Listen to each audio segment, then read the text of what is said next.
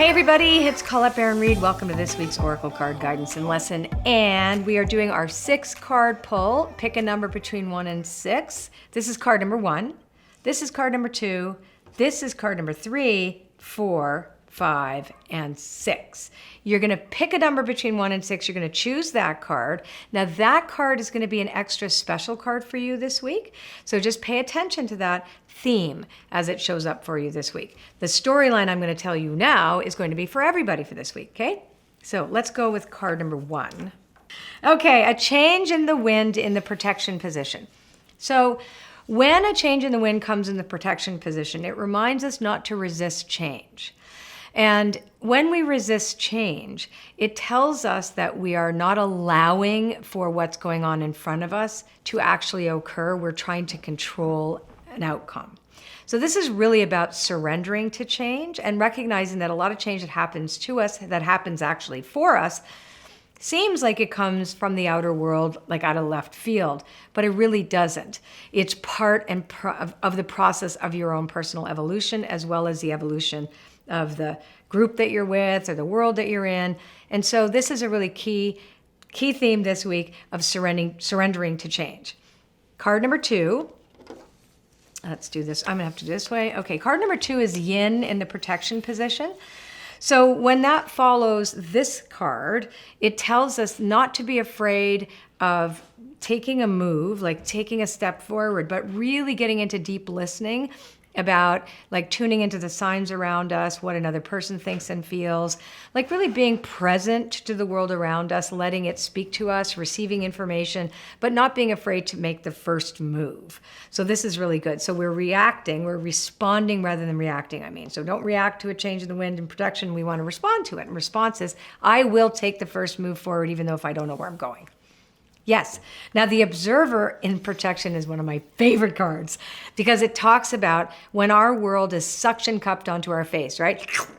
And all we see is all the stuff that's happening to us, and we don't pay attention to anybody else but ourselves. And that's a warning this week. We have to remember that the world is more than just us. And if we peel our world off our nose, we see there's a big world out there. So we want to be cautious not to be too self-centered this week. We want to still be inviting to other people, and it's a reminder that we are part of a we that isn't just a me and an I. Okay. New life and protection. We got a lot of protection cards. I'm going to turn the other ones over too. So new life is card number 4. Card number 4 is new life.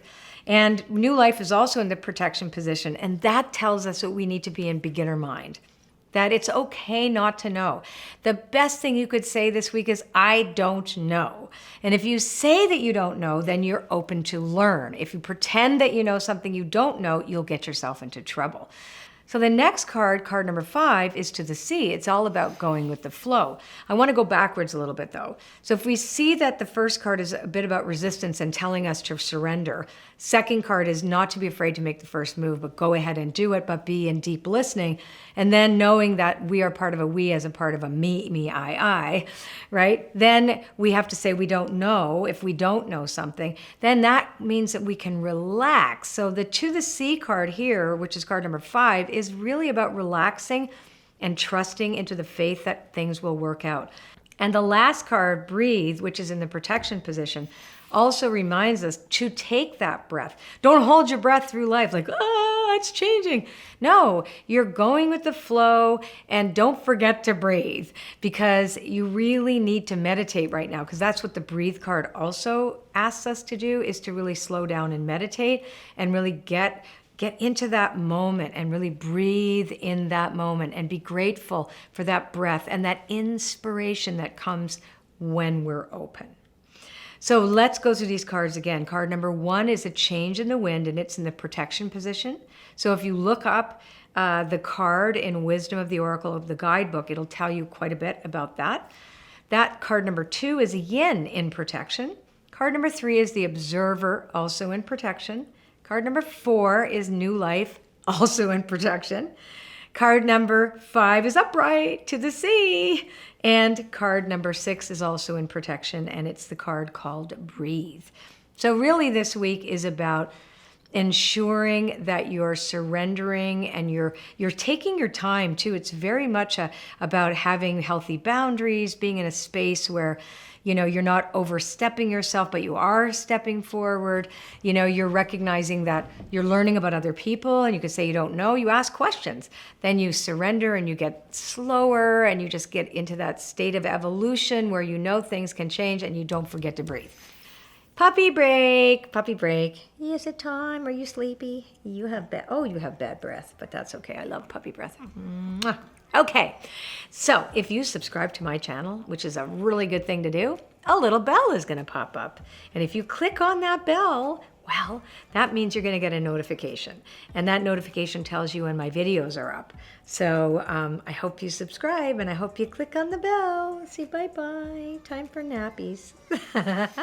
Now let's find out what the Crystal Spirits Oracle have to say about this week. And it's black tourmaline. So black tourmaline is all about boundaries. And I'm going to read it from the guidebook. So I think it's a great stone to work with this week. Healthy boundaries, repelling and dispelling unwanted energies, shielding and protection, and healthy interdependence. So healthy interdependence speaks about the observer card in protection, right? Remembering that we are not all things to all people and we are not all people, but we are part of a we, and we must live our lives with others. So we want to remember that we are part of a we. There is a saying that good fences make good neighbors. Well-being likewise requires healthy boundaries that respect everyone's uniqueness, similarities, and differences. The appearance of black tourmaline spirit is a sign that now is the time to make sure those fences are neither impenetrable walls nor so porous and broken down that you start to lose track of where you end and others begin. It's invigorating to move between alone time and together time. Maybe you need to be with some extroverts for a while, or maybe you need a long evening alone with a good book. If you've been feeling tired lately, pay attention to whether you're neglecting yourself at some level, giving too much, suffering from empathy overload, or depending too much on someone else and overcrowding them. You may need some downtime to remind you that you're a human being and not a human doing. You do not have to earn love through perpetual self-sacrifice, nor do you have to feel overwhelmed and needy. Healthy boundaries mean leaning on others in a balanced way. And black tourmaline spirit is here to nudge you to be mindful of when you need time to yourself and when you need to be among those who will accept you exactly as you are. So this is an interesting week because it does show a level of vulnerability here, given that black tourmaline is really the overarching theme that we have to pay attention to our boundaries and how much activity that we allow in and out, which I think really has to do with choose to see and breathe in protection. So I think this is a mindful week where we don't have a lot of big activity. If anything, it's more contemplative. We're really contemplating what's going on around us, still taking steps forward, but knowing when we don't know, asking the right questions and moving more into a place of non-resistance, right? And detachment. So that's really what's going on for us this week. It's very, very cool. Now, if you want to know about your astrology reading, we're going to mix things up a little bit.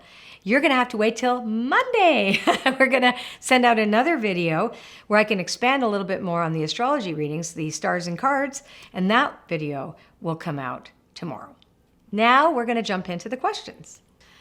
Okay, so we're going to answer a couple of these questions that have been coming in. I'm just going to go through, there's so many. Okay, I'm just going to maybe do 2 or 3 of them. So we have a question from Andrea Keener. She says, can a reading be done for another person who may be having a challenging situation without their request or permission? For instance, using my boyfriend who's having trouble finding a job. So here are my thoughts about that. I don't believe that we should be asking about other people unless we're asking about how that other person is impacting us. For example, if your boyfriend not having a job is impacting you, what does that make you feel like? Or how is that going to impact you? Or how is it impacting you now? So then you reflect yourself as part of the equation. But I just call it a rule of thumb that we don't do readings about other people if they're not there and if they didn't say yes. That's my opinion only. There's lots of people who think it's no big deal. Okay. Elizabeth Way asks, what is protective position? Aha, Elizabeth Way. When I say protective position, I mean the protection position, which means that the card is upside down. So when I've created my oracle cards, I create them so that when the cards are reversed, the message is either to get into alignment, if you're out of alignment, challenging you to rethink the subject, or protecting you from hurting yourself, right? So if a card is in the protection position, it has very specific meaning to it, and it's not always the opposite to the upright one. So the name protection position is when one of my cards that I have created are upside down. Okay. Jackie G, are the cards 1 to 6 always right side up? No, they are not. Should they be read upside even if they're drawn upside down? No. If you draw the card upside down, and that's called a protection reading, so you look at the booklet unless you know the cards anyway, and you realize, oh yeah, that's a reversal, which means that's the way you read that card. And if you'd like a question answered, just put those questions in the comments below, and next week I'm going to answer some of them. If you like this video, ooh, like my page, like my dog. No. Like the video and share it with your friends, and we love to read your comments. So please leave a comment below. Take care.